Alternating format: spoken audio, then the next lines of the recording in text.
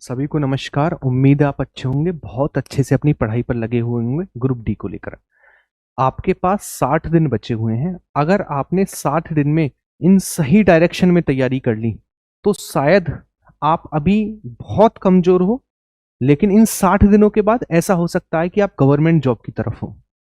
Decide करता है आपके निर्णय कैसे हैं, डिसाइड करता है कि आपकी गाइडेंस कैसी है। इसी को लेकर अगर मैं बात करूं तो मैं आज आपको 3 बुक रिवील करूंगा, 3 बुक बताऊंगा। वो 3 बुक ऐसी बुक हैं कि आप जब इन 3 बुकों को अच्छे से कर लोगे और करने के बाद आप लास्ट के 5-6 दिन मॉक टेस्ट लगाओगे तो उसका परिणाम आपको मॉक टेस्ट में और फाइनल रिजल्ट में देखने को मिलेगा। विश्वास के साथ मैं बताता हूं, बुक्स पढ़ना गलत बात नहीं है, बुक्स के बारे में बताना गलत बात नहीं है, क्योंकि बुक से हमें ज्ञान मिलता है, किसी का कोई प्रमोशन नहीं है। सीधी सी बात है, आप सभी को पढ़ना होगा, बचपन से आप पढ़ते आए हो, तो बुकों का प्रमोट करना कोई गलत बात नहीं है ना। तो मैं ये कहना चाह रहा हूं, ये 3 बुकों को आप अच्छे से कर लेना। बुक पढ़ना जरूरी है, क्वेश्चन प्रैक्टिस करना जरूरी है। यूट्यूब पर मैं बहुत कम समय लेता हूं अपनी तैयारी कराने के लिए। उस कम समय में मैं आपको ज्यादा कंटेंट देने की कोशिश करता हूं। रीजन क्या है? रीजन है कि आप जो 3-3 4-4 घंटे बर्बाद करते हो, उसकी जगह आप 10-15 मिनट में कंटेंट लेकर चले जाओ। वही कंटेंट जो मैं आपको बताने वाला हूं। कौन कौन सी चीजें हैं, उससे पहले मैं आपको 1-2 चीजें और बताना चाहूंगा। जब आप यहां पर आओगे, इस वाले पार्ट में आओगे यूट्यूब पर, तो यूट्यूब पर आने के बाद आपको एक चीज दिखाई देगी।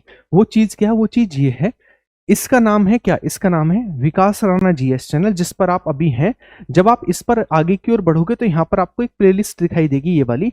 इस प्लेलिस्ट में 2 प्लेलिस्ट बहुत ज्यादा जरूरी है। एक है 10 मिनट शो एनसीईआरटी को लेकर, जो कि मैं आपको करा रहा हूं। किसको लेकर? साइंस को लेकर। जैसे मैंने संयोजकता कराया, रिप्रोडक्टिव सिस्टम कराया, फिजिक्स के 10 चैप्टर करा दिए, कोशिका करा दिया, अम्ल छाल लवण करा दिया, रासायनिक अभिक्रियाएं, पीरियोडिक टेबल, बायोलॉजी 9 घंटे की पड़ी है, ठीक है ना। और इसके अलावा विटामिन करा दिया। और ये अभी 60 दिन और हैं। सोचो 60 दिन में मैं आपको कम से कम 200-250 टॉपिक और करा दूंगा साइंस के।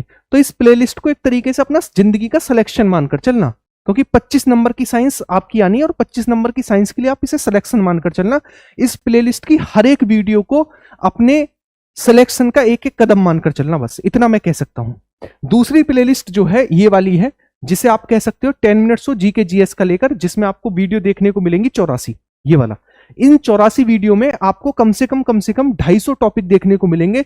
जैसे मैंने आपको पुस्तकें करा दी, इसके अलावा मैंने आपको अनुच्छेद करा दिए, पूरी इकोनॉमिक्स करा दी, मुद्रा, राजधानी, पर्वत, दर्रे, झील एक वीडियो में करा दिए, जनगणना, नदी, अनुच्छेद, मौलिक अधिकार, विटामिन, विश्व की राजधानी, संविधान संशोधन, छोटे छोटे 12-12, 14-14 मिनट की वीडियो में मैंने सारा करा रखा है। एक बार इन 2 प्लेलिस्टों को छाप देना अगर ग्रुप डी में वास्तव में सिलेक्शन लेना है तो। अब मैं चलता हूं बुक्स की ओर। अगर मैं बुक्स की ओर लेकर बात करूं तो चैनल पर जो नहीं है उसे सब्सक्राइब कर लेना, बाकी वीडियो को लाइक कर देना, क्योंकि ये आपका आने वाले टाइम में सिलेक्शन का एक जरिया होने वाला है। स्टार्ट करें, चलिएगा चीजों को स्टार्ट करते हैं समझना। मैं यहां पर था। सबसे पहली बुक को लेकर मैं बात करूं, यह है एनसीईआरटी।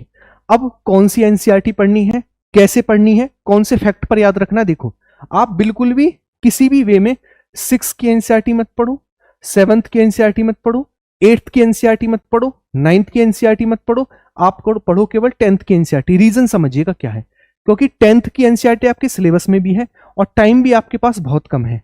जब टाइम कम है तो केवल 10th की एनसीईआरटी को उठाओ साइंस की को, और उसे एक तरीके से पी जाओ। अगर आपने देखिएगा, अगर आप कर रहे हैं यूपी पुलिस कांस्टेबल या फिर होमगार्ड की तैयारी, आप सभी को पता है यूपी पुलिस कांस्टेबल और होमगार्ड में कुछ स्पेशल टॉपिक पूछे जाते हैं। स्पेशल टॉपिक मतलब लगभग 50% से लेकर 60% इन्हीं टॉपिक से क्वेश्चन आते हैं। कौन कौन से टॉपिक? जैसे आपके पास महिला सशक्तिकरण हो गया, है ना। इसके अलावा आपके पास पुलिस प्रशासन हो गया, इसके अलावा आपके पास साइबर क्राइम हो गया, योजनाएं हो गई, है ना। ये सारे के सारे, जैसे उत्तर प्रदेश से संबंधित सारी की सारी योजनाएं हो गई, है ना। इसके अलावा पर्यावरण से संबंधित क्वेश्चन हो गए, खनिज संसाधन हो गया, ठीक है। खनिज संसाधन के अलावा हमारे पास नेक्स्ट जैसे बात करेंगे आप, तो अगले टॉपिक की ओर बढ़ेंगे। पूरा का पूरा खनिज संसाधन मैंने इसमें कर दिया है। तो ये ऐसी मैंने पीडीएफ बना दी है जिसमें आपको सारी की सारी चीजें सिस्टमेटिक वे में है। सिस्टमेटिक वे में मतलब जो यूपी पुलिस होमगार्ड और कांस्टेबल को टारगेट कर रही हैं। मैं ये मानता हूं ये सिंगल एक भी क्वेश्चन इससे बाहर नहीं जाने वाला, जिस तरीके से इनको डिजाइन किया गया, बनाया गया है, बेहतरीन कंटेंट के साथ बेहतरीन चीजें इसमें ऐड ऑन की गई है।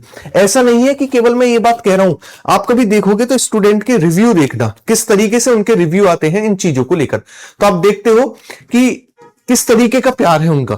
उन्होंने खुद कमेंट करके बताया, सर जो आपने पढ़ाया है ना, सेम टू सेम आपकी पीडीएफ में से ज्यों का त्यों हमें रखा हुआ मिला है एग्जाम में, और ऐसा नहीं, बहुत बेहतरीन तरीके से, बहुत बेहतरीन वे में। इसके अलावा आप सभी को पता है, ये रहा आपके पास क्या, ये रहा आपके पास यहां पर करंट अफेयर है ना, इसके अलावा पूरी की पूरी लूसेंट है ना, इसके अलावा पूरा का पूरा हमारे पास 25 घंटे की क्लास, ये सारा की सारी पीडीएफ जो है इसमें कंपाइल कर दी गई है। यानी 20 टॉपिक की पीडीएफ तो अलग है ना। उसके साथ साथ आपके पास ये जो मैंने यूट्यूब पर कराया 25 घंटे 20 घंटे की जो मैराथन क्लास कराई है, जिनमें मैंने पूरा का पूरा जीएस का निचोड़ आपके लिए दिया है, वो भी इसमें कंपाइल कर दिया गया है बढ़िया तरीके से।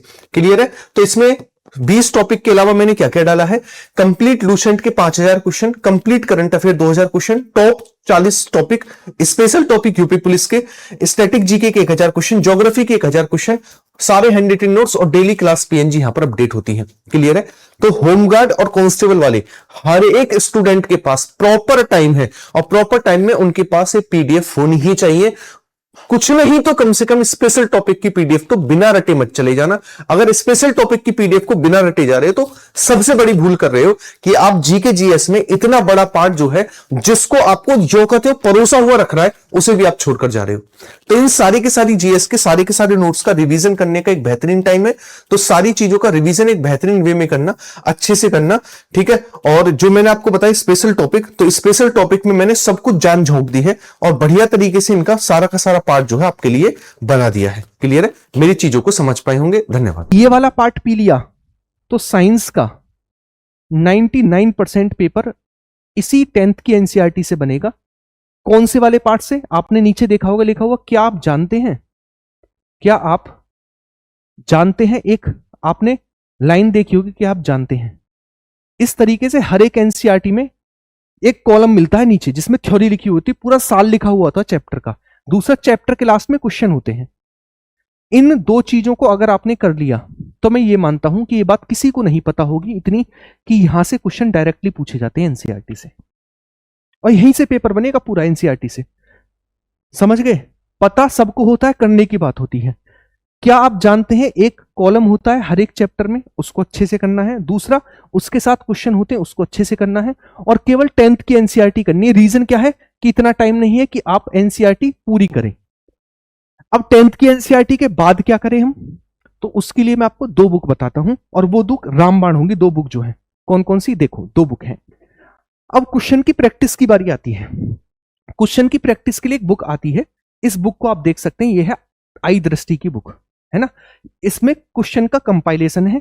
इन दोनों बुकों में अंतर क्या है, लूसेंट और आई दृष्टि में? आई दृष्टि में जो एक्सप्लेनेशन है वो दिया गया है बहुत अच्छे से क्वेश्चन के नीचे, और लूसेंट में क्या है, लूसेंट में जो है वो एक्सप्लेनेशन नहीं है। तो हम किससे प्रैक्टिस करें?